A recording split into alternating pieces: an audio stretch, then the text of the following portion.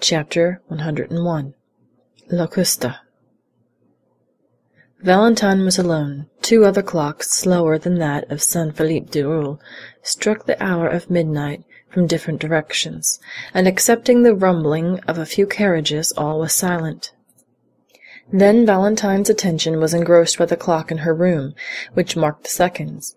She began counting them, remarking that they were much slower than the beatings of her heart, and still she doubted.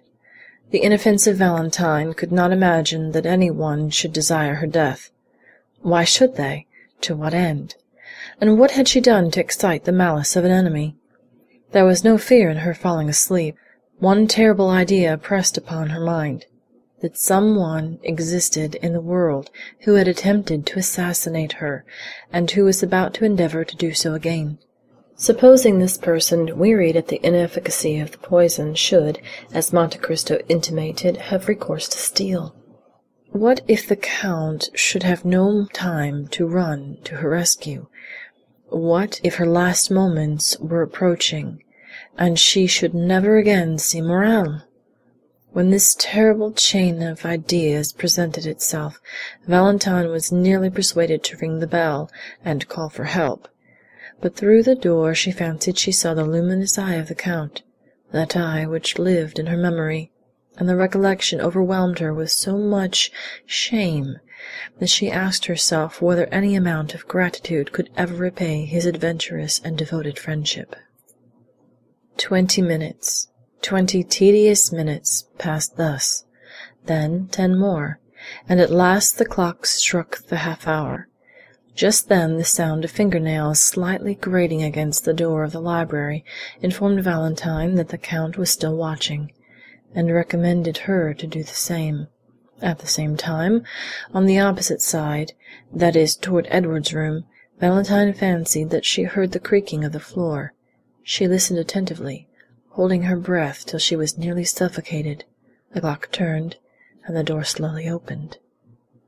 Valentine had raised herself upon her elbow, and had scarcely time to throw herself down on the bed and shade her eyes with her arm. Then, trembling, agitated, and her heart beating with indescribable terror, she awaited the event. Some one approached the bed and drew back the curtains. Valentine summoned every effort, and breathed with that regular respiration which announces tranquil sleep. "Valentine," said a low voice. Still silent, Valentine had promised not to wake.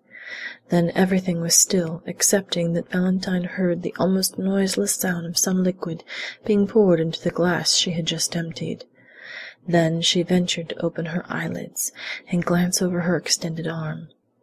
She saw a woman in a white dressing-gown pouring a liquid from a vial into her glass.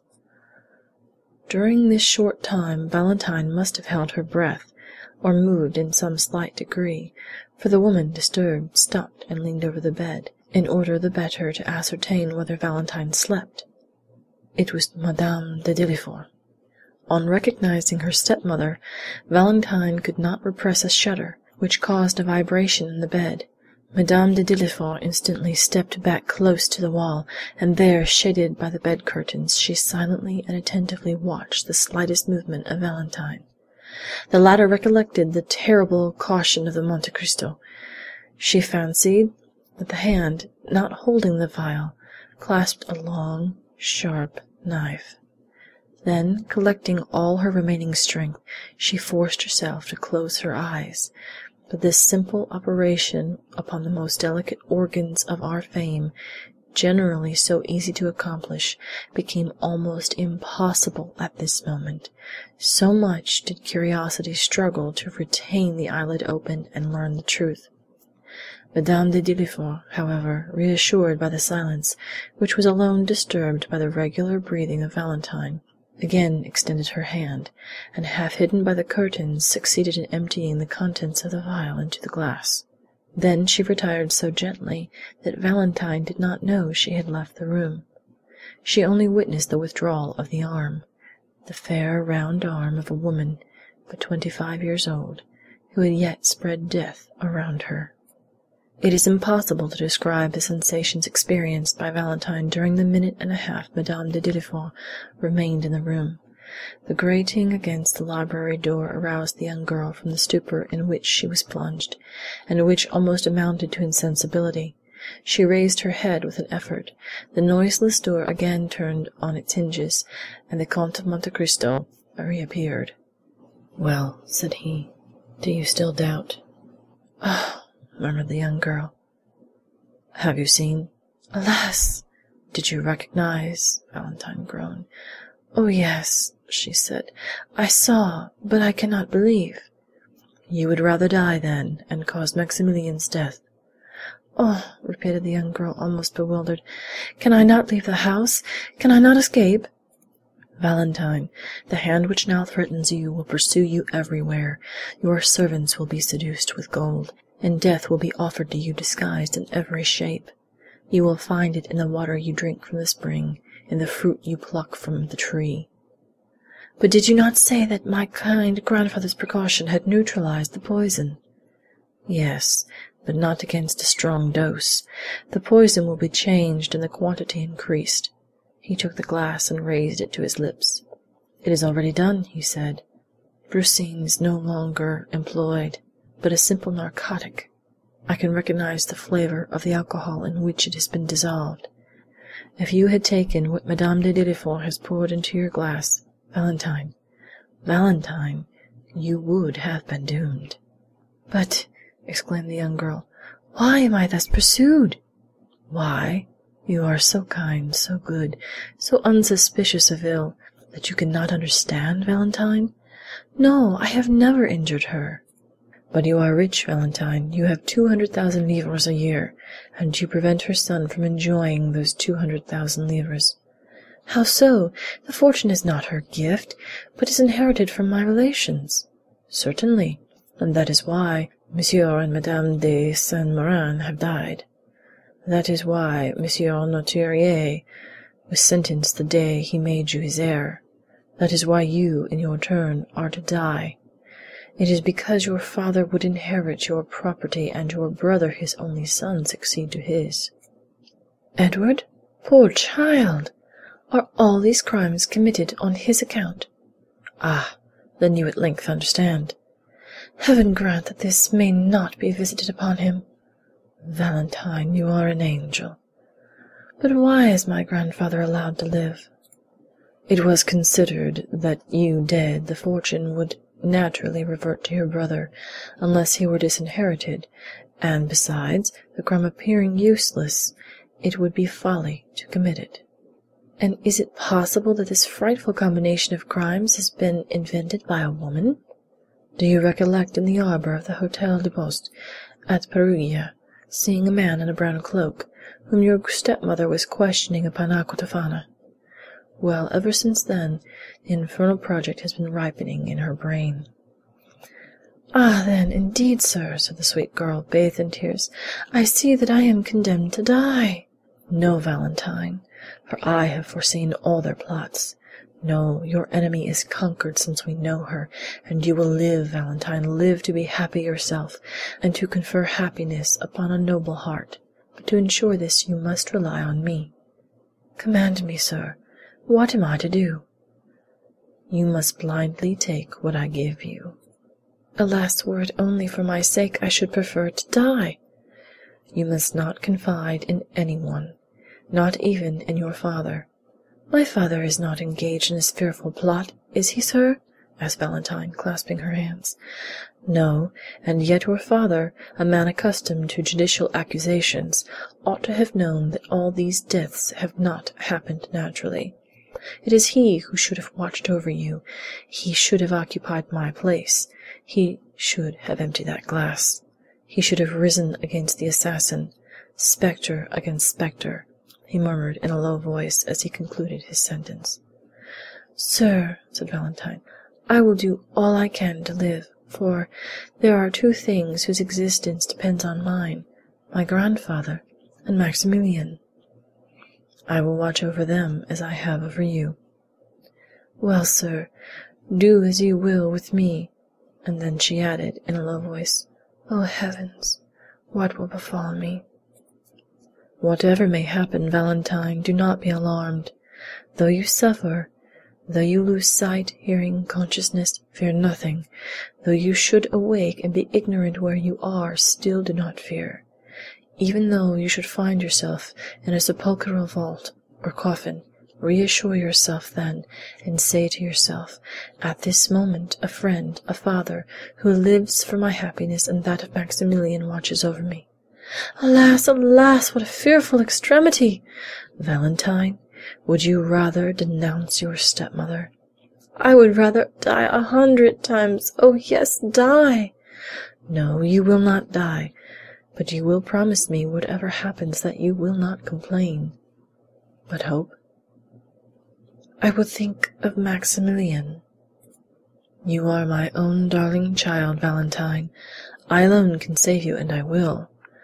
Valentine, in the extremity of her terror, joined her hands, for she felt that the moment had arrived to ask for courage, and began to pray, and while uttering little more than incoherent words, she forgot that her white shoulders had no other covering than her long hair, and that the pulsations of her heart could be seen through the lace of her nightdress. Monte Cristo gently laid his hand on the young girl's arm, drew the velvet coverlet close to her throat, and said with a paternal smile, "My child, believe in my devotion to you as you believe in the goodness of Providence and the love of Maximilian." Then he drew from his waistcoat pocket a little emerald box, raised the gold lid, and took from it a pastille about the size of a pea, which he placed in her hand. She took it, and looked attentively on the Count. There was an expression on the face of her intrepid protector which commanded her veneration. She evidently interrogated him by her look. "Yes," said he. Valentine carried the pastille to her mouth and swallowed it. "And now, my dear child, adieu for the present. I will try and gain a little sleep, for you are saved." "Go," said Valentine. "Whatever happens, I promise you not to fear." Monte Cristo for some time kept his eyes fixed on the young girl, who gradually fell asleep, yielding to the effects of the narcotic the Count had given her. Then he took the glass, emptied 3 parts of the contents in the fireplace, that it might be supposed Valentine had taken it, and replaced it on the table.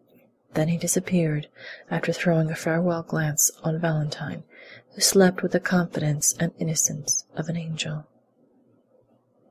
End of Chapter 101. Chapter 102. Valentine. The night-light continued to burn on the chimney-piece, exhausting the last drops of oil which floated on the surface of the water. The globe of the lamp appeared of a reddish hue, and the flame, brightening before it expired, threw out the last flickerings which, in an inanimate object, have been so often compared with the convulsions of a human creature in its final agonies. A dull and dismal light was shed over the bedclothes and curtains surrounding the young girl. All noise in the streets had ceased, and the silence was frightful. It was then that the door of Edward's room opened, and a head we have before noticed appeared in the glass opposite. It was Madame de Villefort, who came to witness the effects of the drink she had prepared. She stopped in the doorway, listened for a moment to the flickering of the lamp, the only sound in that deserted room, and then advanced to the table to see if Valentine's glass were empty. It was still about a quarter full, as we before stated. Madame de Villefort emptied the contents into the ashes, which she disturbed that they might more readily absorb the liquid. Then she carefully rinsed the glass, and, wiping it with her handkerchief, replaced it on the table. If anyone could have looked into the room just then, he would have noticed the hesitation with which Madame Villefort approached the bed and looked fixedly on Valentine. The dim light, the profound silence, and the gloomy thoughts inspired by the hour, and still more by her own conscience, all combined to produce a sensation of fear. The poisoner was terrified at the contemplation of her own work. At length she rallied, drew aside the curtain, and leaning over the pillow gazed intently on Valentine. The young girl no longer breathed. No breath issued through the half-closed teeth. The white lips no longer quivered. The eyes were suffused with a bluish vapour, and the long black lashes rested on a cheek white as wax. Madame de Villefort gazed upon the face, so expressive even in its stillness. Then she ventured to raise the coverlet, and pressed her hand upon the young girl's heart. It was cold and motionless. She only felt the pulsation of her own fingers, and withdrew her hand with a shudder. One arm was hanging out of the bed. From shoulder to elbow it was moulded after the arms of Germain Pilon's Graces, but the forearm seemed to be slightly distorted by convulsions, and the hand, so delicately formed, was resting with stiff, outstretched fingers on the framework of the bed. The nails, too, were turning blue. Madame de Villefort had no longer any doubt. All was over. She had consummated the last terrible work she had to accomplish. There was no more to do in the room, so the poisoner retired stealthily, as though fearing to hear the sound of her own footsteps. But as she withdrew, she still held aside the curtain, absorbed in the irresistible attraction always exerted by the picture of death, so long as it is merely mysterious and does not excite disgust. Just then the lamp again flickered. The noise startled Madame de Villefort, who shuddered and dropped the curtain. Immediately afterwards the light expired, and the room was plunged in frightful obscurity, while the clock at the minute struck 4:30. Overpowered with agitation, the poisoner succeeded in groping her way to the door, and reached her room in an agony of fear. The darkness lasted 2 hours longer. Then, by degrees, a cold light crept through the Venetian blinds, until at length it revealed the objects in the room. About this time the nurse's cough was heard on the stairs, and the woman entered the room with a cup in her hand. To the tender eye of a father or a lover, the first glance would have sufficed to reveal Valentine's condition, but to this hireling Valentine only appeared to sleep. "Good!" she exclaimed, approaching the table. "She has taken part of her draught. The glass is 3/4 empty." Then she went to the fireplace and lit the fire, and although she had just left her bed, she could not resist the temptation offered by Valentine's sleep, so she threw herself into an armchair to snatch a little more rest. The clock, striking 8, awoke her. Astonished at the prolonged slumber of the patient, and frightened to see that the arm was still hanging out of the bed, she advanced towards Valentine, and for the first time noticed the white lips. She tried to replace the arm, but it moved with a frightful rigidity which could not deceive a sick nurse. She screamed aloud, then, running to the door, exclaimed, "Help! Help!" "What is the matter?" asked Monsieur d'Avrigny at the foot of the stairs, it being the hour he usually visited her. "What is it?" asked Villefort, rushing from his room. "Doctor, do you hear them call for help?" Yes, let us hasten up. It was in Valentine's room." But before the doctor and the father could reach the room, the servants, who were on the same floor, had entered, and seeing Valentine pale and motionless on her bed, they lifted up their hands towards heaven and stood transfixed as though struck by lightning.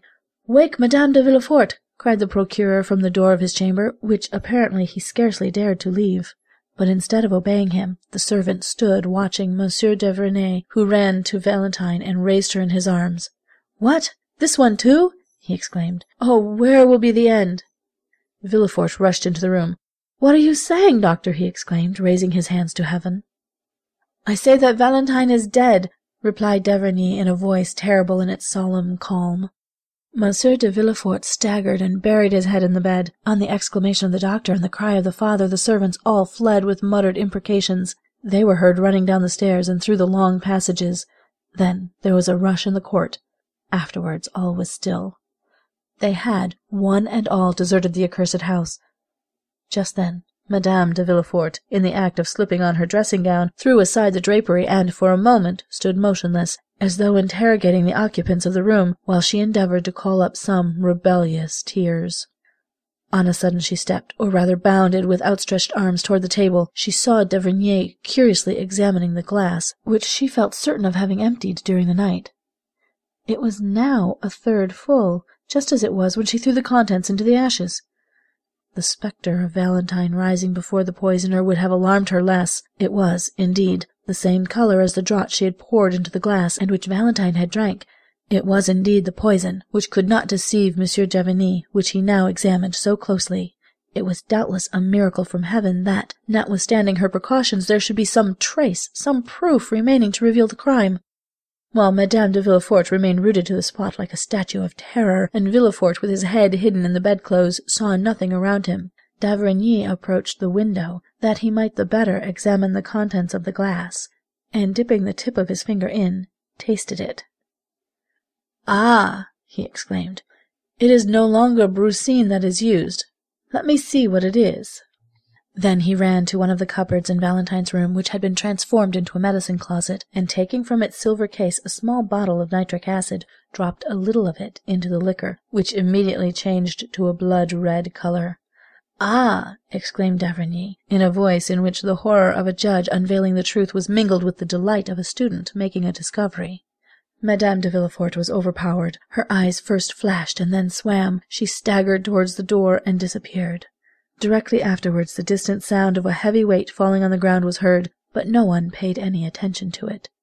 The nurse was engaged in watching the chemical analysis, and Villefort was still absorbed in grief. Monsieur d'Avrigny alone had followed Madame de Villefort with his eyes, and watched her hurried retreat. He lifted up the drapery over the entrance to Edward's room, and his eye reaching as far as Madame de Villefort's apartment, he beheld her extended, lifeless, on the floor. "Go to the assistance of Madame de Villefort," he said to the nurse. "Madame de Villefort is ill." "But Mademoiselle de Villefort," stammered the nurse. "Mademoiselle de Villefort no longer requires help," said d'Avrigny, "since she is dead." "Dead! Dead!" groaned forth Villefort in a paroxysm of grief, which was the more terrible from the novelty of the sensation in the iron heart of that man. "Dead!" repeated a third voice. "Who said Valentine was dead?" The two men turned round and saw Morel standing at the door, pale and terror-stricken. This is what had happened. At the usual time, Morel had presented himself at the little door leading to Noirtier's room. Contrary to custom, the door was open, and having no occasion to ring, he entered. He waited for a moment in the hall and called for a servant to conduct him to Monsieur Noirtier, but no one answered, the servants having, as we know, deserted the house. Morel had no particular reason for uneasiness. Monte Cristo had promised him that Valentine should live, and so far he had always fulfilled his word. Every night the Count had given him news, which was the next morning confirmed by Noirtier.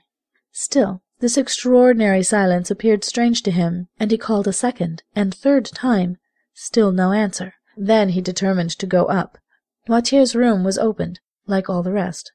The first thing he saw was the old man sitting in his armchair in his usual place, but his eyes expressed alarm, which was confirmed by the pallor which overspread his features. "How are you, sir?" asked Morel with a sickness of heart. "Well," answered the old man, by closing his eyes, but his appearance manifested increasing uneasiness. "You are thoughtful, sir," continued Morel. "You want something. Shall I call one of the servants?" "Yes," replied Noirtier. Morel pulled the bell, but though he nearly broke the cord, no one answered. He turned towards Noirtier. The pallor and anguish expressed on his countenance momentarily increased. "Oh!" exclaimed Morel, "why do they not come? Is anyone ill in the house?" The eyes of Noirtier seemed as though they would start from their sockets. "What is the matter? You alarm me. Valentine? Valentine?" "Yes, yes," sighed Noirtier. Maximilien tried to speak, but he could articulate nothing. He staggered, and supported himself against the wainscot. Then he pointed to the door. "Yes, yes, yes," continued the old man. Maximilien rushed up the little staircase, while Noirtier's eyes seemed to say, "Quicker, quicker!" In a minute the young man darted through several rooms, till at length he reached Valentine's. There was no occasion to push the door. It was wide open. A sob was the only sound he heard. He saw, as though in a mist, a black figure kneeling, and buried in a confused mass of white drapery. A terrible fear transfixed him. It was then he heard a voice exclaim, "Valentine is dead!" and another voice, which, like an echo, repeat, "Dead! Dead!" End of Chapter 102. Chapter 103. Maximilien. Villefort rose, half ashamed of being surprised in such a paroxysm of grief. The terrible office he had held for 25 years had succeeded in making him more or less than man. His glance, at first wandering, fixed itself upon Morel. "Who are you, sir?" he asked, "that forget that this is not the manner to enter a house stricken with death? Go, sir, go!" But Morel remained motionless. He could not detach his eyes from that disordered bed and the pale corpse of the young girl who was lying on it. "Go! Do you hear?" said Villefort, while d'Avrigny advanced to lead Morel out. Maximilien stared for a moment at the corpse, gazed all around the room, then upon the two men. He opened his mouth to speak, but finding it impossible to give utterance to the innumerable ideas that occupied his brain, he went out, thrusting his hand through his hair in such a manner that Villefort and d'Avrigny, for a moment diverted from the engrossing topic, exchanged glances which seemed to say, "He is mad." But in less than 5 minutes the staircase groaned beneath an extraordinary weight. Morel was seen carrying, with superhuman strength, the armchair containing Noirtier upstairs. When he reached the landing he placed the armchair on the floor and rapidly rolled it into Valentine's room. This could only have been accomplished by means of unnatural strength supplied by powerful excitement. But the most fearful spectacle was Noirtier being pushed towards the bed, his face expressing all his meaning, and his eyes supplying the want of every other faculty. The pale face, the flaming glance appeared to Villefort like a frightful apparition. Each time he had been brought into contact with his father, something terrible had happened. "See what they have done!"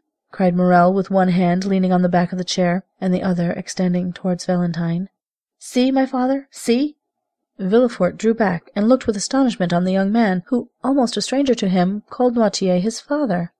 At this moment the whole soul of the old man seemed centred in his eyes, which became bloodshot. The veins of the throat swelled, his cheeks and temples became purple as though he was struck with epilepsy. Nothing was wanting to complete this but the utterance of a cry. And the cry issued from his pores, if we may thus speak, a cry frightful in its silence. d'Avrigny rushed towards the old man and made him inhale a powerful restorative. "Sir," cried Morel, seizing the moist hand of the paralytic, "they ask me who I am, and what right I have to be here. Oh, you know it. Tell them! Tell them!" And the young man's voice was choked by sobs. As for the old man, his chest heaved with his panting respiration. One could have thought that he was undergoing the agonies preceding death. At length, happier than the young man, who sobbed without weeping, tears glistened in the eyes of Noirtier. "Tell them," said Morel in a hoarse voice, "tell them that I am her betrothed. Tell them she was my beloved, my noble girl, my only blessing in the world. Tell them! Oh, tell them that corpse belongs to me!" The young man, overwhelmed by the weight of his anguish, fell heavily on his knees before the bed, which his fingers grasped with convulsive energy. d'Avrigny, unable to bear the sight of this touching emotion, turned away, and Villefort, without seeking any further explanation, and attracted towards him by the irresistible magnetism which draws us towards those who have loved the people for whom we mourn, extended his hand towards the young man. But Morel saw nothing. He had grasped the hand of Valentine, and, unable to weep, vented his agony in groans as he bit the sheets. For some time nothing was heard in that chamber but sobs, exclamations, and prayers. At length Villefort, the most composed of all, spoke. "Sir," he said to Maximilian, "you say you loved Valentine, that you were betrothed to her? I knew nothing of this arrangement, of this love, yet I, her father, forgive you, for I see that your grief is real and deep. And besides, my own sorrow is too great for anger to find a place in my heart. But you see that the angel whom you hoped for has left this earth. She has nothing more to do with the adoration of men. Take a last farewell, sir, of her sad remains. Take the hand you expected to possess once more within your own, and then separate yourself from her forever. Valentine now requires only the ministrations of the priest." "You are mistaken, sir," exclaimed Morel, raising himself on one knee, his heart pierced by a more acute pang than any he had yet felt. "You are mistaken. Valentine, dying as she has, not only requires a priest, but an avenger. You, Monsieur de Lefort, send for the priest. I will be the avenger." "What do you mean, sir?" "What do you mean, sir?" asked Villefort, trembling at the new idea inspired by the delirium of Morel. "I tell you, sir, that two persons exist in you. The father has mourned sufficiently. Now let the procureur fulfill his office." The eyes of Noirtier glistened, and d'Avrigny approached. "Gentlemen," said Morel, reading all that passed through the minds of the witnesses to the scene, "I know what I am saying, and you know as well as I do what I am about to say. Valentine has been assassinated." Villefort hung his head. d'Avrigny approached nearer, and Noirtier said yes with his eyes. "Now, sir," continued Morel, "in these days no one can disappear by violent means without some inquiries being made as to the cause of her disappearance, even were she not a young, beautiful, and adorable creature like Valentine. Mr. Procureur," said Morel with increasing vehemence, "no mercy is allowed. I denounce the crime. It is your place to seek the assassin." The young man's implacable eyes interrogated Villefort, who, on his side, glanced from Noirtier to d'Avrigny, but instead of finding sympathy in the eyes of the doctor and his father, he only saw an expression as inflexible as that of Maximilian. "Yes," indicated the old man. Assuredly, said d'Avrigny. Sir, said Villefort, striving to struggle against this triple force and his own emotion, sir, you are deceived. No one commits crimes here. I am stricken by fate. It is horrible indeed, but no one assassinates. The eyes of Noirtier lightened up with rage, and d'Avrigny prepared to speak. Morel, however, extended his arm and commanded silence. And I say that murders are committed here, said Morel, whose voice, though lower in tone, lost none of its terrible distinctness. I tell you that this is the 4th victim within the last 4 months. I tell you Valentine's life was attempted by poison 4 days ago, though she escaped, owing to the precautions of Monsieur Noirtier. I tell you that the dose has been double, the poison changed, and that this time it has succeeded. I tell you that you know these things as well as I do, since this gentleman has forewarned you, both as a doctor and as a friend. Oh, you rave, sir! Exclaimed Villefort, in vain endeavouring to escape the net in which he was taken. I rave? Said Morel. Well, then I appeal to Monsieur d'Avrigny himself. Ask him, sir, if he recollects the words he uttered in the garden of this house on the night of Madame de Saint-Méran's death. You thought yourself alone, and talked about the tragical death, and the fatality you mentioned then is the same which has caused the murder of Valentine. Villefort and d'Avrigny exchanged looks. Yes, yes, continued Morel. Recall the scene, for the words you thought were only given to silence and solitude fell into my ears. Certainly, after witnessing the culpable indolence manifested by Monsieur de Lefort towards his own relations, I ought to have denounced him to the authorities. Then I should not have been an accomplice to thy death, as I now am, sweet, beloved Valentine. But the accomplice shall become the avenger. This 4th murder is apparent to all, and if thy father abandoned thee, Valentine, it is I, and I swear it, that shall pursue the assassin. And this time, as though nature had at least taken compassion on the vigorous frame, nearly bursting with its own strength, the words of Morel were stifled in his throat, his breast heaved, the tears, so long rebellious, gushed from his eyes, and he threw himself weeping on his knees by the side of the bed. Then d'Avrigny spoke. And I too, he exclaimed in a low voice, I unite with Monsieur Morel in demanding justice for crime. My blood boils at the idea of having encouraged a murderer in my cowardly concession. Oh, merciful heavens, murmured Villefort. Morel raised his head, and reading the eyes of the old man, which gleamed with unnatural lustre, Stay, he said. Monsieur Noirtier wishes to speak. Yes, indicated Noirtier, with an expression the more terrible from all his faculties being centred in his glance. Do you know the assassin? Asked Morel. Yes, replied Noirtier. And will you direct us? Exclaimed the young man. Listen, Monsieur d'Avrigny, listen. Noirtier looked upon Morel with one of those melancholy smiles which had so often made Valentine happy, and thus fixed his attention. Then, having riveted the eyes of his interlocutor on his own, he glanced towards the door. Do you wish me to leave? Said Morel sadly. Yes, replied Noirtier. Alas, alas, sir, have pity on me! The old man's eyes remained fixed on the door. May I at least return? Asked Morel.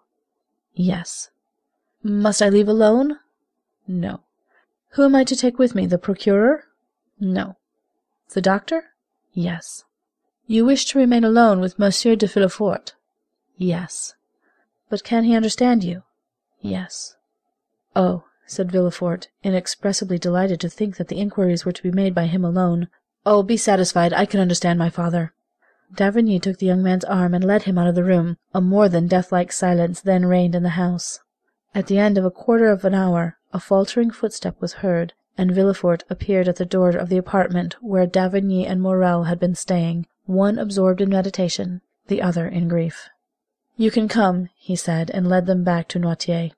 Morel looked attentively on Villefort. His face was livid, large drops rolled down his face, and in his fingers he held the fragments of a quill pen which he had torn to atoms.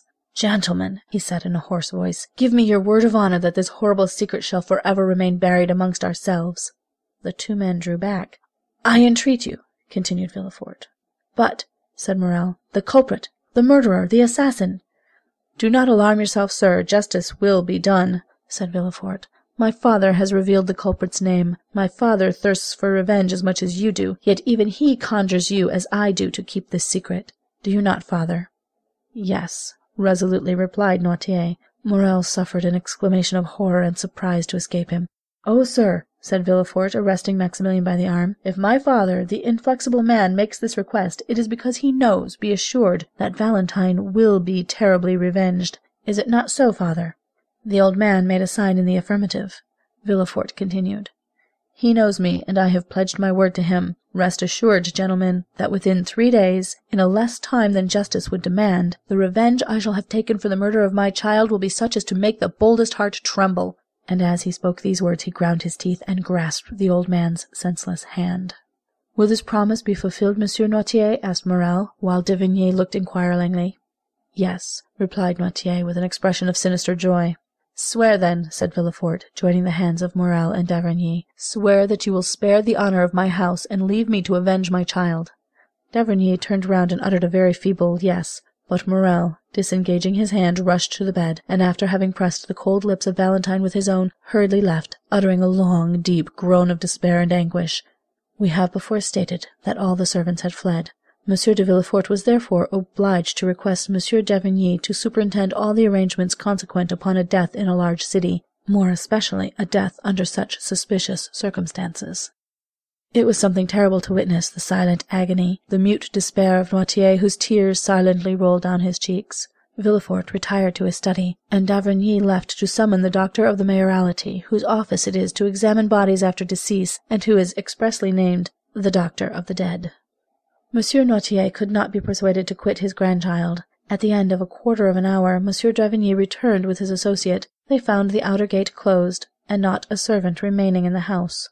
Villefort himself was obliged to open to them, but he stopped on the landing. He had not the courage to again visit the death-chamber. The 2 doctors therefore entered the room alone. Noirtier was near the bed, pale, motionless, and silent as the corpse. The district doctor approached with the indifference of a man accustomed to spend half his time amongst the dead.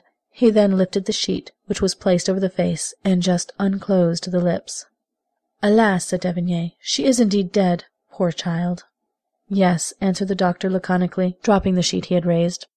Noirtier uttered a kind of hoarse, rattling sound. The old man's eyes sparkled, and the good doctor understood that he wished to behold his child. He therefore approached the bed, and while his companion was dipping the fingers with which he had touched the lips of the corpse in chloride of lime, he uncovered the calm, pale face, which looked like that of a sleeping angel. A tear, which appeared in the old man's eyes, expressed his thanks to the doctor. The doctor of the dead then laid his permit on the corner of the table, and having fulfilled his duty, was conducted out by d'Avrigny. Villefort met them at the door of his study. Having in a few words thanked the district doctor, he turned to d'Avrigny and said, "And now the priest." "Is there any particular priest you wish to pray with, Valentine?" asked d'Avrigny. "No," said Villefort. "Fetch the nearest." "The nearest," said the district doctor, "is a good Italian abbé who lives next door to you. Shall I call on him as I pass?" "D'Avrigny," said Villefort, "be so kind, I beseech you, as to accompany this gentleman. Here is the key of the door, so that you can go in and out as you please. You will bring the priest with you, and will oblige me by introducing him into my child's room." "Do you wish to see him?" "I only wish to be alone. You will excuse me, will you not? A priest can understand a father's grief." And Monsieur de Villefort, giving the key to d'Avrigny, again bade farewell to the strange doctor, and retired to his study, where he began to work. For some temperaments, work is a remedy for all afflictions. As the doctors entered the street, they saw a man in a cassock standing on the threshold of the next door. "This is the abbé of whom I spoke," said the doctor to d'Avrigny. D'Avrigny accosted the priest. "Sir," he said, "are you disposed to confer a great obligation on an unhappy father who has just lost his daughter? I mean Monsieur de Villefort, the king's attorney." "Ah," said the priest, in a marked Italian accent. "Yes, I have heard that death is in that house." "Then I need not tell you what kind of service he requires of you." "I was about to offer myself, sir," said the priest. "It is our mission to forestall our duties." "It is a young girl." "I know it, sir. The servants who fled from the house informed me. I also know that her name is Valentine, and I have already prayed for her." "Thank you, sir," said d'Avrigny. "Since you have commenced your sacred office, deign to continue it. Come and watch by the dead, and all the wretched family will be grateful to you." "I am going, sir, and I do not hesitate to say that no prayers will be more fervent than mine." D'Avrigny took the priest's hand, and without meeting Villefort, who was engaged in his study, they reached Valentine's room, which on the following night was to be occupied by the undertakers. On entering the room, Noirtier's eyes met those of the abbé, and no doubt he read some particular expression in them, for he remained in the room. D'Avrigny recommended the attention of the priest to the living as well as to the dead, and the abbé promised to devote his prayers to Valentine and his attentions to Noirtier. In order, doubtless, that he might not be disturbed while fulfilling his sacred mission, the priest rose as soon as d'Avrigny departed, and not only bolted the door through which the doctor had just left, but also that leading to Madame de Villefort's room. End of chapter 103. Chapter 104. Danglars' Signature. The next morning dawned dull and cloudy. During the night the undertakers had executed their melancholy office, and wrapped the corpse in the winding sheet, which, whatever may be said about the equality of death, is at least a last proof of the luxury so pleasing in life. This winding sheet was nothing more than a beautiful piece of cambric, which the young girl had bought a fortnight before. During the evening 2 men, engaged for the purpose, had carried Noirtier from Valentine's room into his own, and contrary to all expectation there was no difficulty in withdrawing him from his child. No one can say that Monsieur Noirtier did not love this child, and yet he sleeps.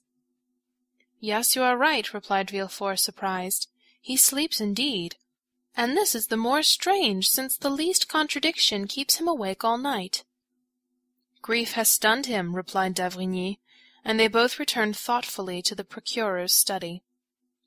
See, I have not slept, said Villefort, showing his undisturbed bed. Grief does not stun me. I have not been in bed for 2 nights, but then look at my desk. See what I have written during these 2 days and nights. I have filled those papers, and have made out the accusation against the assassin, Benedetto. Oh, work, work, my passion, my joy, my delight! It is for thee to alleviate my sorrows. And he convulsively grasped the hand of d'Avrigny. Do you require my services now? asked d'Avrigny. No, said Villefort. Only return again at 11 o'clock. At 12 oh, heavens, my poor, poor child! And the procureur, again becoming a man, lifted up his eyes and groaned. Shall you be present in the reception-room? No, I have a cousin who has undertaken this sad office. I shall work, doctor, when I forget everything. And indeed no sooner had the doctor left the room than he was again absorbed in study. On the doorsteps d'Avrigny met the cousin whom Villefort had mentioned, a personage as insignificant in our story as in the world he occupied. One of those beings designed from their birth to make themselves useful to others. He was punctual, dressed in black, with crape round his hat, and presented himself at his cousin's with a face made up for the occasion, and which he could alter as might be required. At 12 o'clock the morning coaches rolled into the paved court, and the Rue du Faubourg Saint-Honoré was filled with a crowd of idlers, equally pleased to witness the festivities or the mourning of the rich, and who rush with the same avidity to a funeral procession as to the marriage of a duchess. Gradually the reception-room filled, and some of our old friends made their appearance. We mean Debray, Châteaurenaud, and Beauchamp, accompanied by all the leading men of the day at the bar, in literature, or the army, for Monsieur de Villefort moved in the first Parisian circles, less owing to his social position than to his personal merit. The cousins, standing at the door, ushered in the guests, and it was rather a relief to the indifferent to see a person as unmoved as themselves, and who did not exact a mournful face or force tears, as would have been the case with a father, a brother, or a lover. Those who were acquainted soon formed into little groups. One of them was made of Debray, Châteaurenaud, and Beauchamp. "Poor girl," said Debray, like the rest, paying an involuntary tribute to the sad event. "Poor girl! So young, so rich, so beautiful! Could you have imagined this scene, Châteaurenaud, when we saw her at the most 3 weeks ago, about to sign that contract?" "Indeed, no," said Châteaurenaud. "Did you know her?"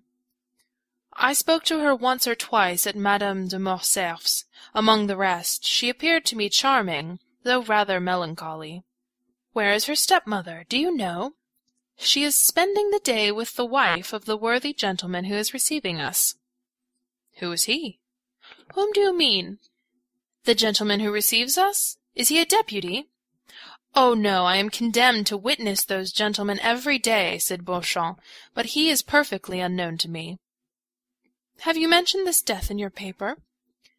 "It has been mentioned, but the article is not mine. Indeed, I doubt if it will please Monsieur Villefort. for it says that if 4 successive deaths had happened anywhere else than in the house of the king's attorney, he would have interested himself somewhat more about it. Still, said Château Renaud, Dr. d'Avrigny, who attends my mother, declares he is in despair about it. But whom are you seeking, Debray? I am seeking the Count of Monte Cristo, said the young man. I met him on the boulevard on my way here, said Beauchamp. I think he is about to leave Paris. He was going to his banker. His banker? Danglars is his banker, is he not? Asked Château Renaud of Debray. I believe so, replied the secretary with slight uneasiness. But Monte Cristo is not the only one I miss here. I do not see Morrel. Morrel? Do they know him? Asked Château Renaud. I think he has only been introduced to Madame Villefort. Still, he ought to have been here, said Debray. I wonder what will be talked about tonight. This funeral is the news of the day. But hush! Here comes our Minister of Justice. He will feel obliged to make some little speech to the cousin. And the 3 young men drew near to listen. Beauchamp told the truth when he said that on his way to the funeral he had met Monte Cristo, who was directing his steps towards the Rue de la Chose-d'Antin to Monsieur Danglars. The banker saw the carriage of the Count enter the courtyard, and advanced to meet him with a sad, though affable smile. "Well," said he, extending his hand to Monte Cristo, "I suppose you have come to sympathize with me, for indeed misfortune has taken possession of my house. When I perceived you, I was just asking myself whether I had not wished harm towards those poor Morcerfs, which would have justified the proverb of, 'He who wishes misfortunes to happen to others experiences them himself.' Well, on my word of honor, I answered no. I wished no ill to Morcerf. He was a little proud, perhaps, for a man who, like myself, has risen from nothing. But we all have our faults. Do you know, Count, that persons of our time of life, not that you belong to the class, you are still a young man, but as I was saying, persons of our time of life have been very unfortunate this year. For example, look at the puritanical procureur, who has just lost his daughter, and in fact nearly all his family in so singular a manner. Morcerf dishonoured and dead, and then myself covered with ridicule through the villainy of Benedetto besides." "Besides what?" asked the Count. "Alas, do you not know?" "What new calamity?" "My daughter." "Mademoiselle Danglars?" "Eugénie has left us." "Good heavens, what are you telling me?" "The truth, my dear Count. Oh, how happy you must be in not having either wife or children." "Do you think so?" "Indeed I do. And so Mademoiselle Danglars?" "She could not endure that insult offered to us by that wretch, so she asked permission to travel." "And is she gone?" "The other night she left." "With Madame Danglars?" "No, with a relation, but still we have quite lost our dear Eugénie, for I doubt whether her pride will ever allow her to return to France." "Still, Baron," said Monte Cristo, "family griefs, or indeed any other affliction which would crush a man whose child was his only treasure, are endurable to a millionaire. Philosophers may well say, and practical men will always support the opinion, that money mitigates many trials, and if you admit the efficacy of this sovereign balm, you ought to be very easily consoled, you, the king of finance, the focus of immeasurable power." Danglars looked at him askance, as though to ascertain whether he spoke seriously. "Yes," he answered, "if a fortune brings consolation, I ought to be consoled. I am rich." "So far, dear sir, that your misfortune resembles the pyramids. If you wished to demolish them, you could not, and if it were possible, you would not dare." Danglars smiled at the good-natured pleasantry of the Count. "That reminds me," he said, "that when you entered I was on the point of signing 5 little bonds. I have already signed 2. Will you allow me to do the same to the others?" "Pray do so." There was a moment's silence, during which the noise of the banker's pen was alone heard, while Monte Cristo examined the gilt moulding on the ceiling. "Are they Spanish, Haytian, or Neapolitan bonds?" said Monte Cristo. "No," said Danglars, smiling. They are bonds of the Bank of France, payable to bearer. Stay, Count," he added. "You who may be called the Emperor, if I claim the title of King of Finance, have you many pieces of paper of this size, each worth 1,000,000? The Count took in his hands the papers which Danglars had so proudly presented to him, and read, "To the Governor of the Bank, please pay to my order, from the fund deposited by me, the sum of 1,000,000, and charge the same to my account. Baron Danglars." "1, 2, 3, 4, 5," said Monte Cristo. 5,000,000! Why, what a Croesus you are!" "This is how I transact business," said Danglars. "It is really wonderful," said the Count. "Above all, if, as I suppose, it is payable at sight." "It is indeed," said Danglars. "It is a fine thing to have such credit. Really, it is only in France these things are done. 5,000,000 on 5 little scraps of paper. It must be seen to be believed." "You do not doubt it?" "No." "You say so with an accent. Stay, you shall be convinced. Take my clerk to the bank, and you will see him leave it with an order on the treasury for the same sum." "No," said Monte Cristo, folding the 5 notes. "Most decidedly not. The thing is so curious. I will make the experiment myself. I'm credited on you for 6,000,000.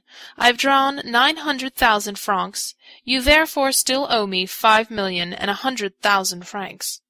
I will take the 5 scraps of paper that I now hold as bonds, with your signature alone, and here is a receipt in full for the 6,000,000 between us. I'd prepared it beforehand, for I am much in want of money to-day." And Monte Cristo placed the bonds in his pocket with one hand, while with the other he held out the receipt to Danglars. If a thunderbolt had fallen at the banker's feet, he could not have experienced greater horror. "What?" he stammered. "Do you mean to keep that money?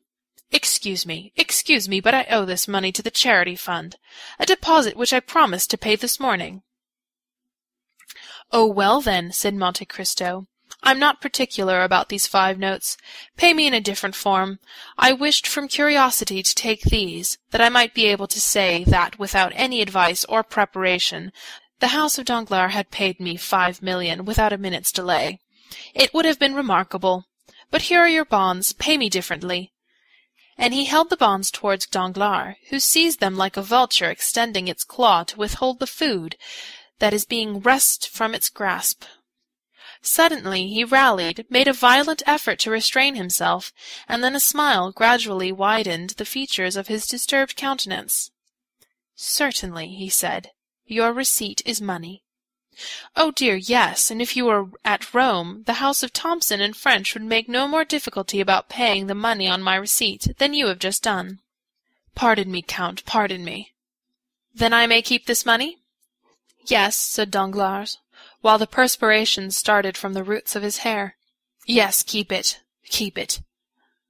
Monte Cristo replaced the notes in his pocket with that indescribable expression which seemed to say, "Come, reflect. If you repent, there is still time." "No," said Danglars. "No, decidedly no. Keep my signatures. But you know none are so formal as bankers in transacting business. I intended this money for the charity fund, and I seemed to be robbing them if I did not pay them with these precise bonds. How absurd! As if one crown were not as good as another. Excuse me." And he began to laugh loudly but nervously.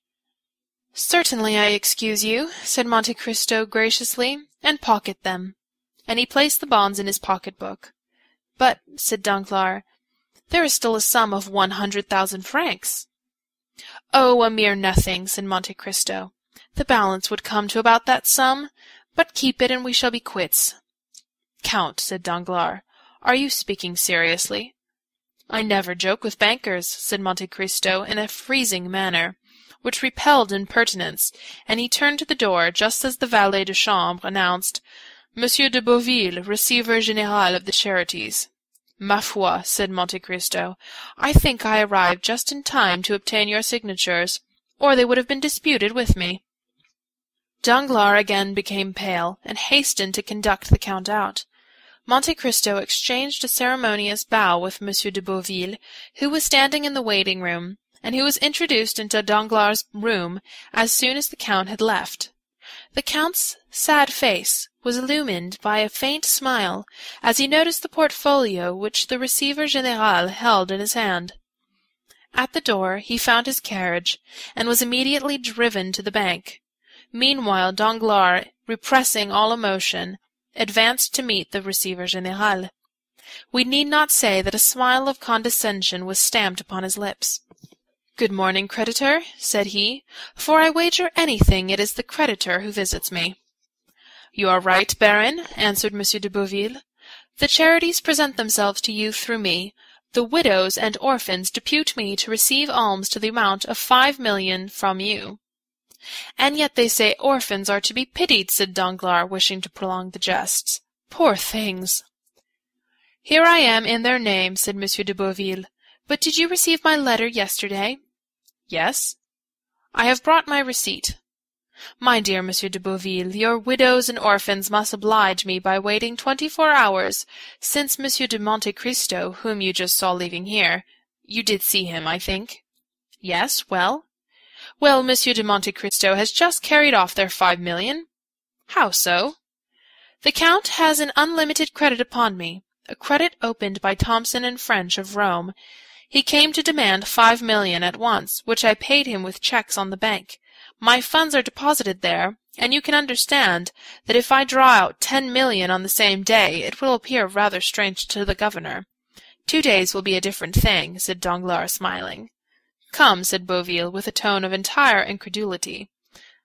5 millions to that gentleman who just left, and who bowed to me as though he knew me." "Perhaps he knows you, though you do not know him. Monsieur de Monte Cristo knows everybody." 5 millions? "Here is his receipt. Believe your own eyes." Monsieur de Beauville took the paper Danglars presented him and read.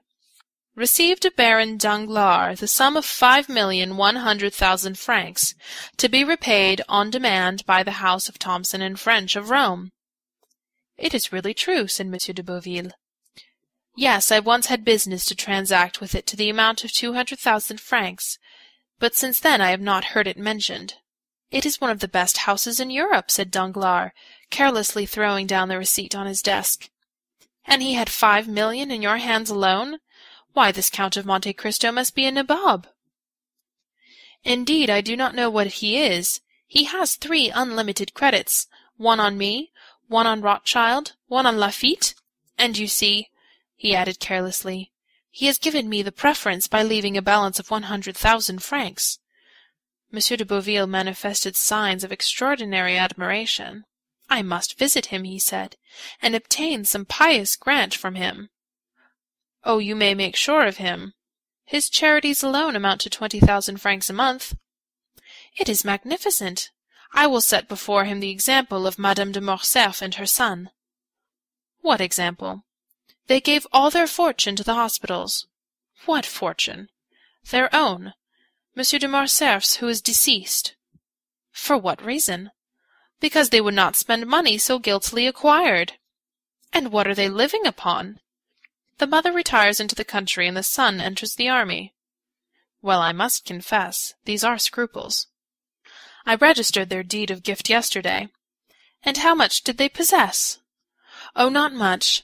From 12 to 1,300,000 francs, but to return to our millions." "Certainly," said Danglars in the most natural tone in the world. "Are you then pressed for this money?" "Yes, for the examination of our cash takes place tomorrow." "Tomorrow? Why did you not tell me so before? Why, it is as good as a century. And what hour does the examination take place?" "At 2 o'clock."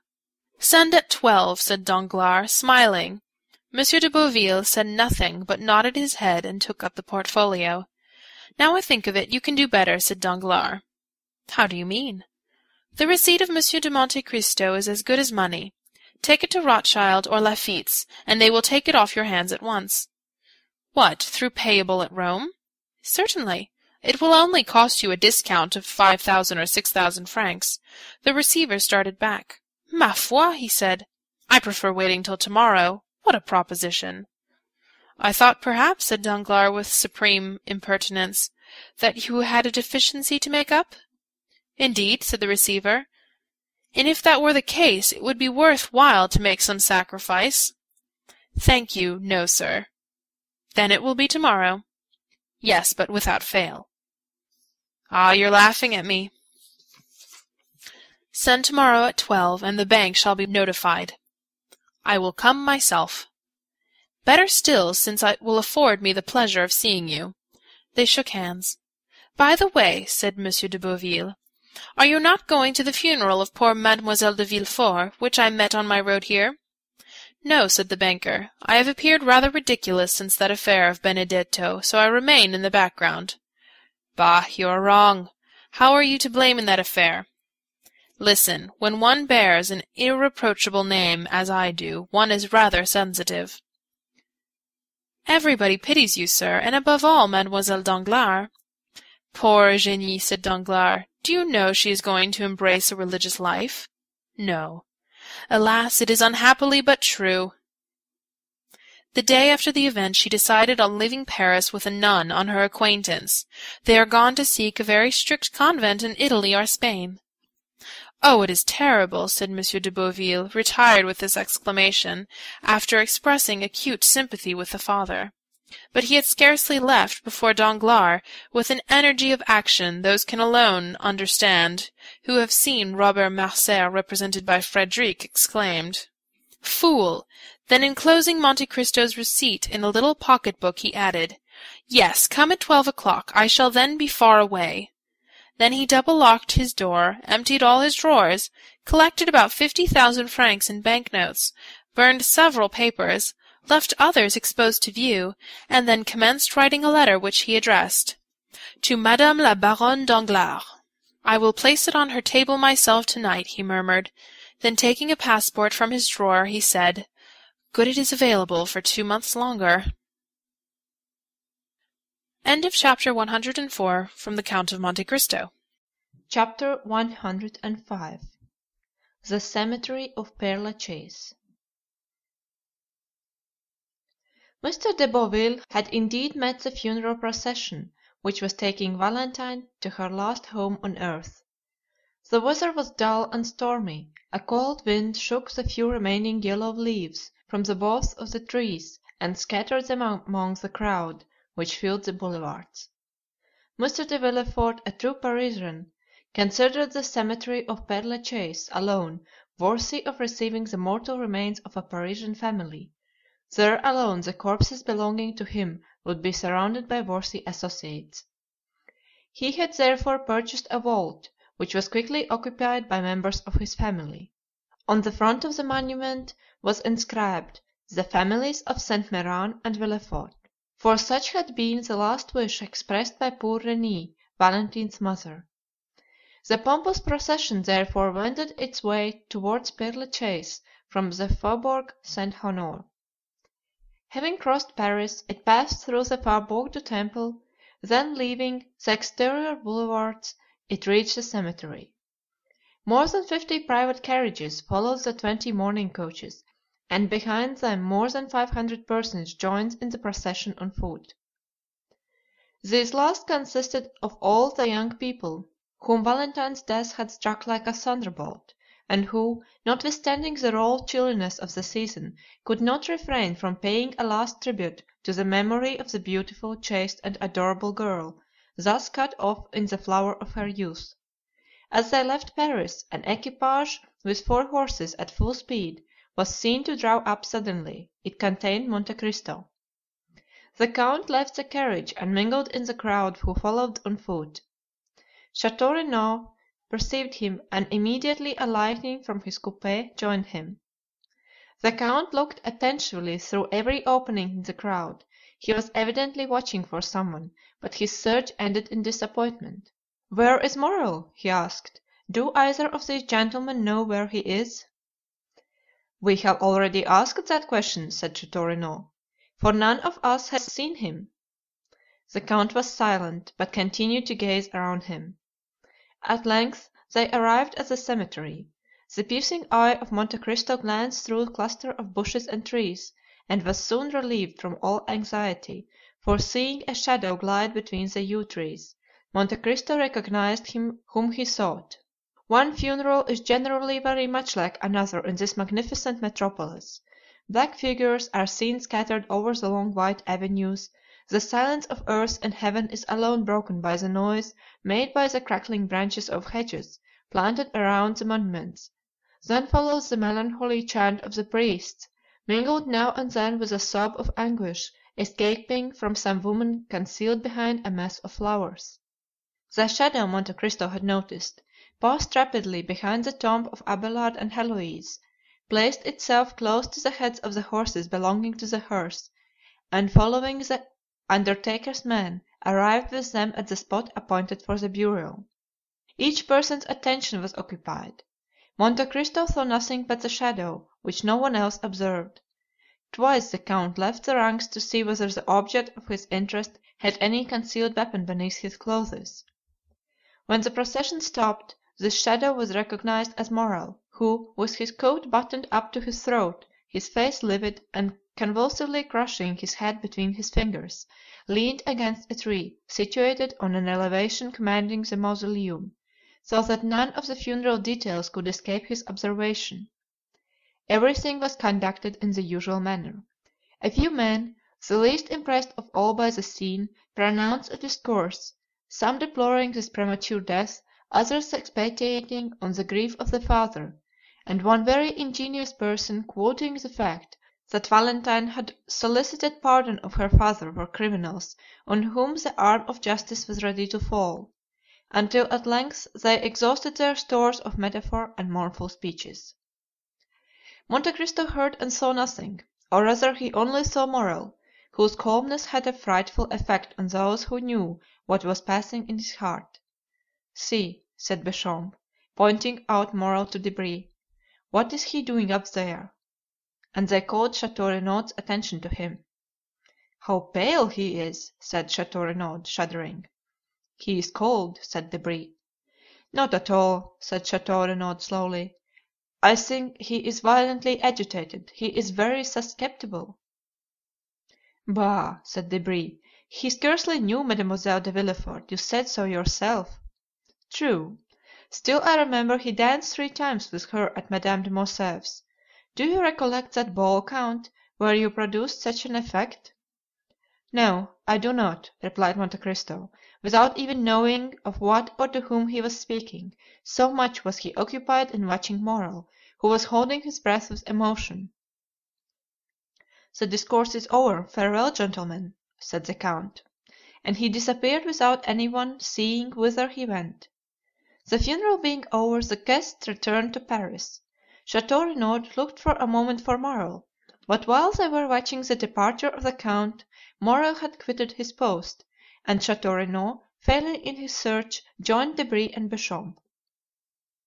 Monte Cristo concealed himself behind a large tomb and awaited the arrival of Morrel, who by degrees approached the tomb, now abandoned by spectators and workmen. Morrel threw a glance around, but before it reached the spot occupied by Monte Cristo, the latter had advanced yet nearer, still unperceived. The young man kneeled down. The count, with outstretched neck and glaring eyes, stood in an attitude ready to pounce upon Morrel upon the first occasion. Morrel bent his head till it touched the stone, then clutching the grating with both hands, he murmured, "Oh, Valentine!" The count's heart was pierced by the utterance of these 2 words. He stepped forward and touching the young man's shoulder said, "I was looking for you, my friend." Monte Cristo expected a burst of passion, but he was deceived, for Morrel turning around said calmly, "You see I was praying." The scrutinizing glance of the count searched the young man from head to foot. He then seemed more easy. "Shall I drive you back to Paris?" he asked. "No, thank you." "Do you wish anything?" "Leave me to pray." The count withdrew without opposition, but it was only to place himself in a situation where he could watch every movement of Morrel, who at length arose, brushed the dust from his knees and turned towards Paris, without once looking back. He walked slowly down the Rue de la Roquette. The count, dismissing his carriage, followed him about 100 paces behind. Maximilian crossed the canal and entered the Rue Meslay by the boulevards. 5 minutes after the door had been closed on Morrel's entrance, it was again opened for the Count. Julie was at the entrance of the garden, where she was attentively watching Penelon, who, entering with zeal into his profession of gardener, was very busy grafting some Bengal roses. "Ah, Count!" she exclaimed, with the delight manifested by every member of the family whenever he visited the Rue Mislay. "Maximilian has just returned, has he not, madame?" asked the Count. "Yes, I think I saw him pass; but pray call Emmanuel." "Excuse me, madame, but I must go up to Maximilian's room this instant," replied Monte Cristo. "I have something of the greatest importance to tell him." "Go, then," she said with a charming smile, which accompanied him until he had disappeared. Monte Cristo soon ran up the staircase conducting from the ground floor to Maximilian's room. He listened attentively, but all was still. Like many old houses occupied by a single family, the room door was paneled with glass, but it was locked. Maximilian was shut in, and it was impossible to see what was passing in the room because a red curtain was drawn before the glass. The count's anxiety was manifested by a bright color which seldom appeared on the face of that imperturbable man. "What shall I do?" he uttered, and reflected for a moment. "Shall I ring? No, the sound of a bell, announcing a visitor, will but accelerate the resolution of one in Maximilian's situation, and then the bell would be followed by a louder noise." Monte Cristo trembled from head to foot, and as if his determination had been taken with the rapidity of lightning, he struck one of the panes of glass with his elbow. The glass was shivered to atoms; then withdrawing the curtain he saw Morrel, who had been writing at his desk, bound from his seat at the noise of the broken window. "I beg 1,000 pardons," said the count. "There is nothing the matter, but I slipped down and broke one of your panes of glass with my elbow. Since it is opened, I will take advantage of it to enter your room. Do not disturb yourself, do not disturb yourself." And passing his hand through the broken glass, the count opened the door. Morrel, evidently discomposed, came to meet Monte Cristo, less with the intention of receiving him than to exclude his entry. "Ma foi," said Monte Cristo, rubbing his elbow, "it's all your servant's fault. Your stairs are so polished it is like walking on glass." "Are you hurt, sir?" coldly asked Morrel. "I believe not. But what are you about there? You were writing?" "I." "Your fingers are stained with ink." "Ah, true, I was writing. I do sometimes, soldier though I am." Monte Cristo advanced into the room. Maximilian was obliged to let him pass, but he followed him. "You were writing?" said Monte Cristo with a searching look. "I have already had the honor of telling you I was," said Morrel. The count looked around him. "Your pistols are beside your desk," said Monte Cristo, pointing with his finger to the pistols on the table. "I am on the point of starting on a journey," replied Morrel disdainfully. "My friend!" exclaimed Monte Cristo in a tone of exquisite sweetness. "Sir?" "My friend, my dear Maximilian, do not make a hasty resolution, I entreat you." "I make a hasty resolution?" said Morrel, shrugging his shoulders. "Is there anything extraordinary in a journey?" "Maximilian," said the count, "let us both lay aside the mask we have assumed. You no more deceive me with that false calmness than I impose upon you with my frivolous solicitude.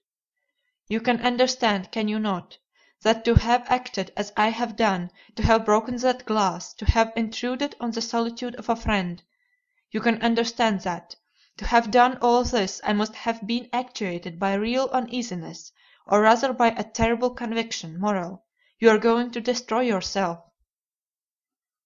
"Indeed, count," said Morrel, shuddering, "what has put this into your head?" "I tell you that you are about to destroy yourself," continued the count, "and here is proof of what I say." And, approaching the desk, he removed the sheet of paper which Morrel had placed over the letter he had begun, and took the letter in his hands.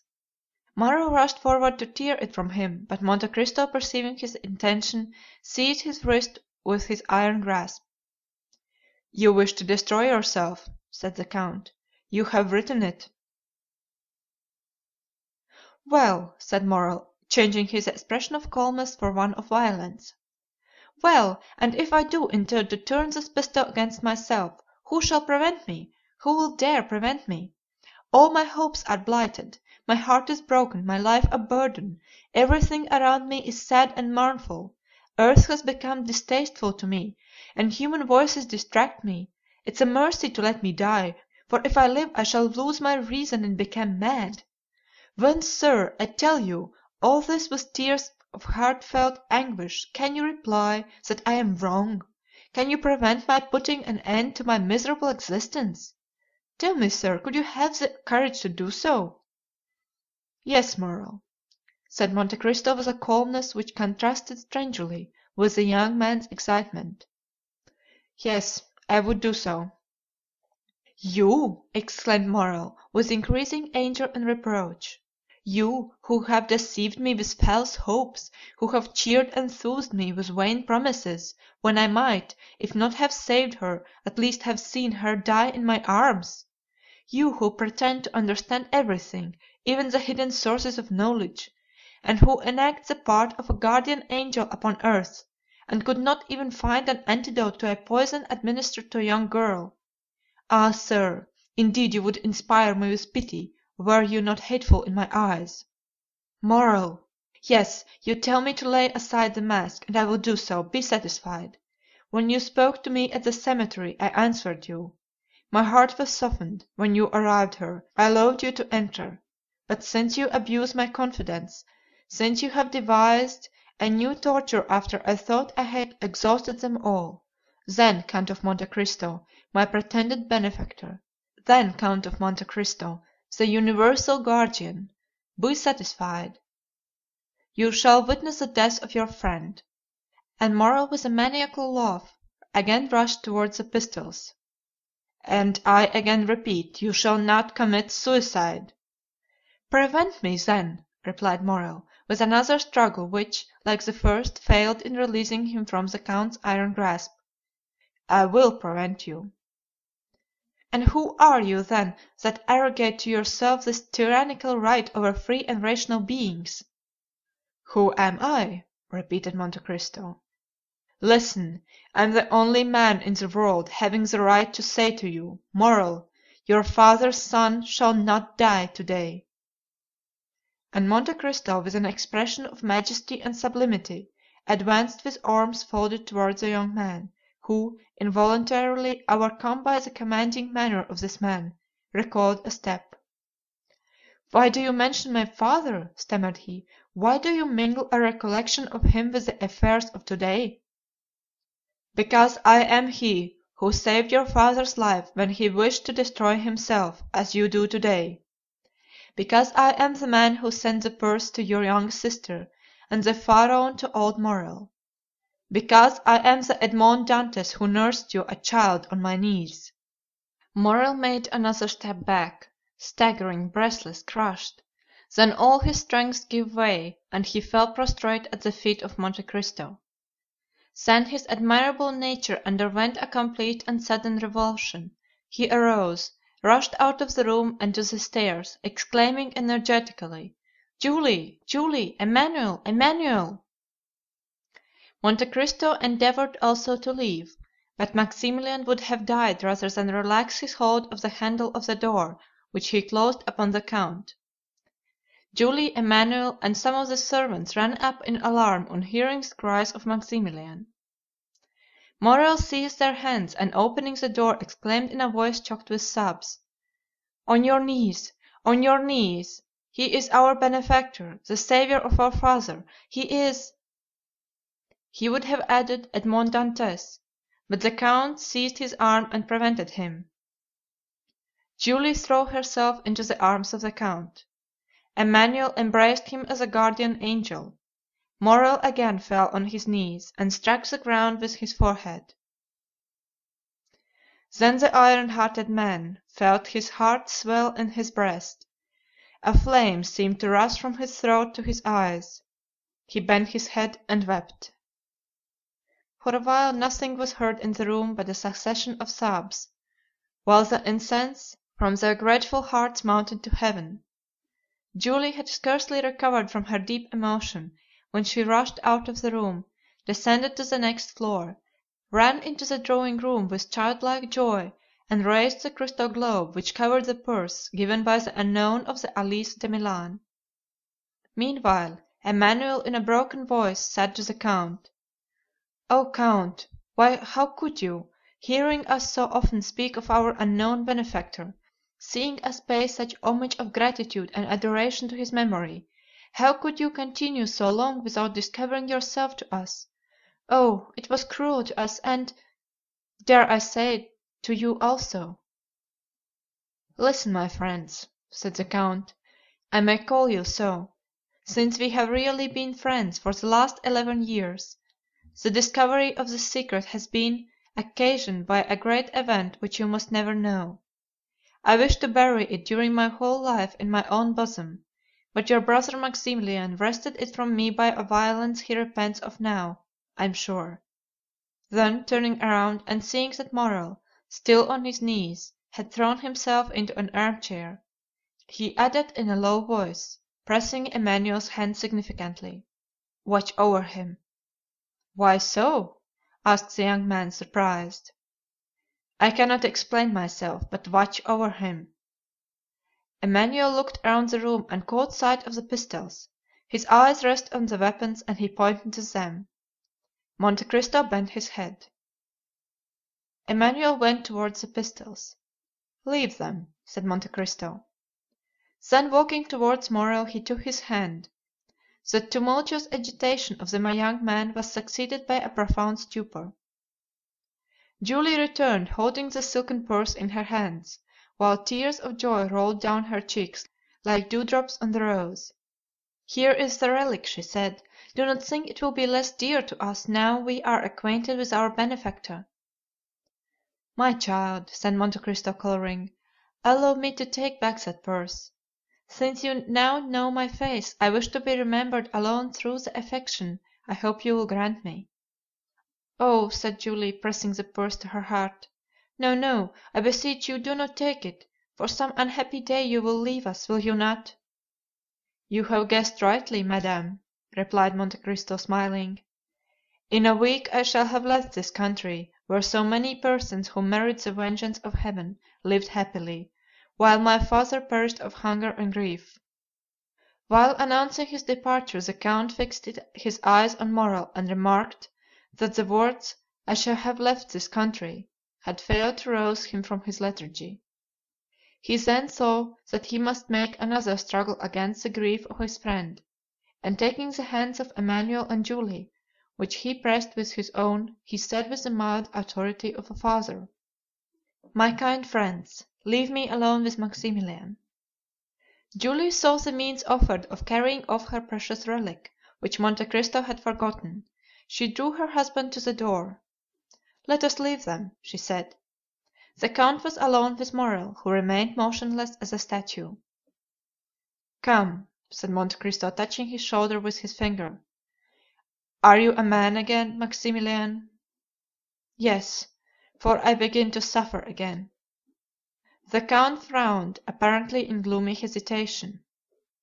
"Maximilian, Maximilian," he said, "the ideas you yield to are unworthy of a Christian."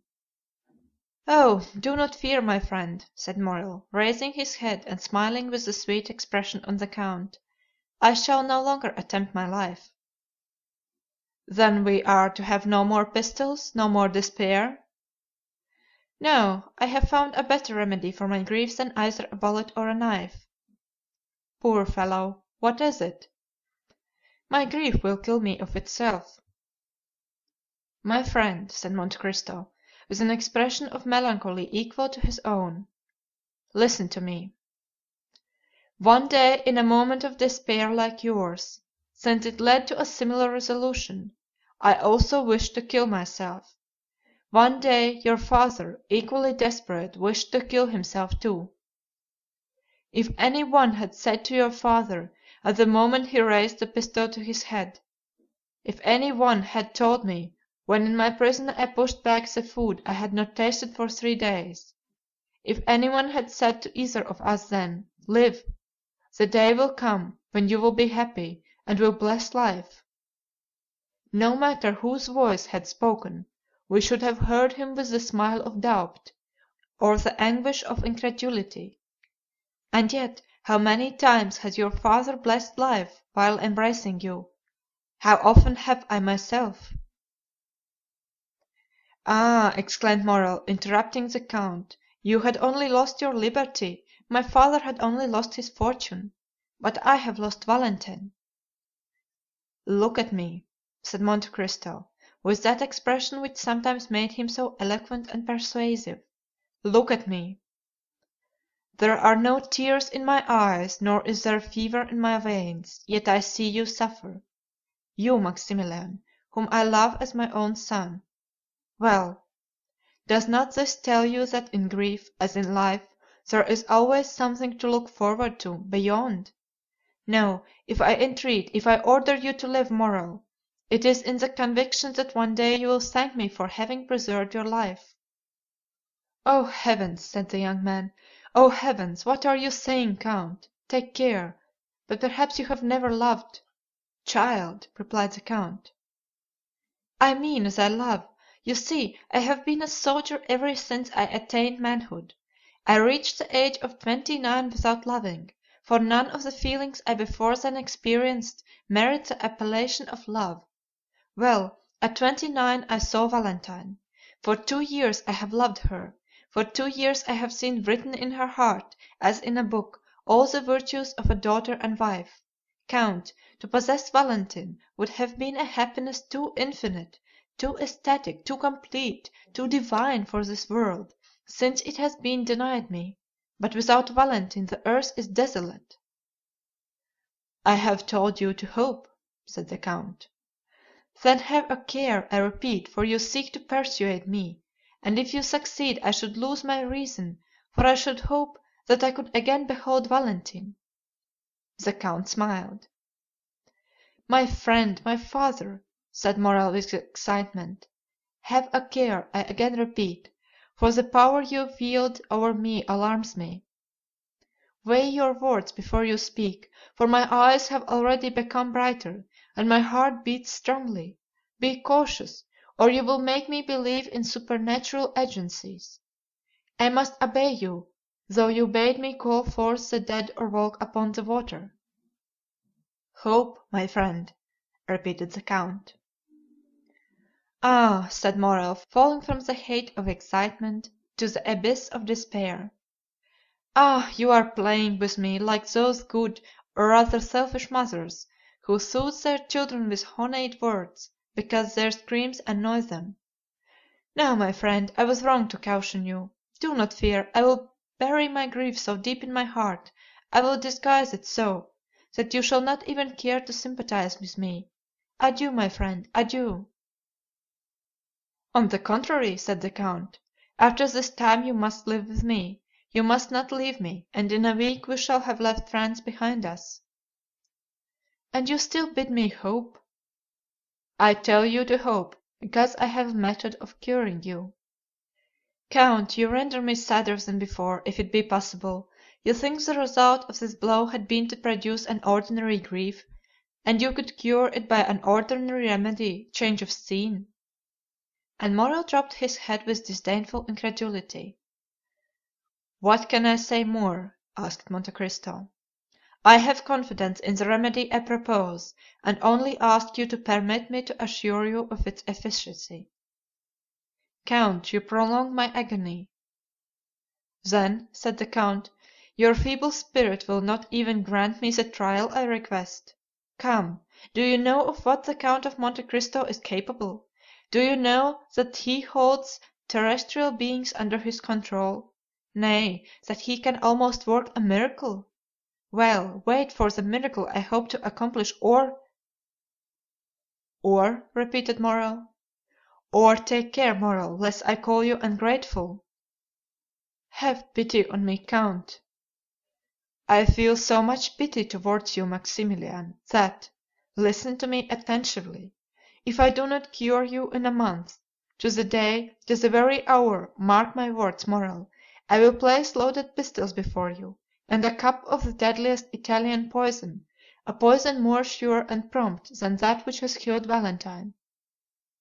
Will you promise me? Yes, for I am a man, and have suffered like yourself, and also contemplated suicide. Indeed, often since misfortune has left me, I have longed for the delights of an eternal sleep." "But you are sure you will promise me this?" said Morrel, intoxicated. "I not only promise, but swear it," said Monte Cristo, extending his hand. "In a month, then, on your honor, if I am not consoled, you will let me take my life into my own hands, and whatever may happen you will not call me ungrateful?" "In a month, to the day, the very hour and the date are sacred, Maximilian. I do not know whether you remember that this is the 5th of September. It is 10 years today since I saved your father's life, who wished to die." Morrel seized the count's hand and kissed it. The count allowed him to pay the homage he felt due to him. "In a month you will find on the table, at which we shall be then sitting, good pistols and a delicious draught; but, on the other hand, you must promise me not to attempt your life before that time." "Oh, I also swear it." Monte Cristo drew the young man towards him and pressed him for some time to his heart. "And now," he said, "after today you will come and live with me. You can occupy Heidi's apartment, and my daughter will at least be replaced by my son." "Heidi?" said Morrel; "what has become of her?" "She departed last night." "To leave you?" "To wait for me. Hold yourself ready then to join me at the Champs Élysées, and lead me out of the house without anyone seeing my departure." Maximilian hung his head and obeyed with childlike reverence. Chapter 106.